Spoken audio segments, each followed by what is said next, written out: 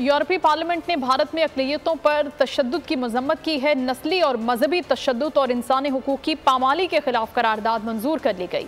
इस करारदाद में इस अज़्म का भी इजहार किया गया है कि भारत में आर्य राय और मजहबी आज़ादी पर कदगन लगाने के खिलाफ आवाज़ उठाते रहेंगे। अपना घर मईशत का पहिया भी घूमेगा, मजदूर भी सर उठा के जिएगा। खेतों में हरियाली लहराएगी, किसान भी खुशियां समेटेगा। वक्त गुजर उम्मीद के चिराग जलते रहेंगे, महंगाई से भी जान छूटेगी। फैसले की घड़ी पाकिस्तान जीता है और पाकिस्तान ही जीतेगा।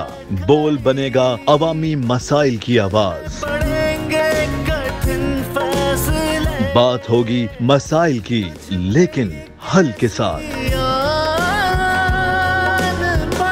देखिए खुसूसी नशरियात मिशन मईशत बुध के रोज 1 बजे सिर्फ बोल न्यूज पर। सब्सक्राइब करें और बेल दबाएं ताकि कोई खबर रह न जाए।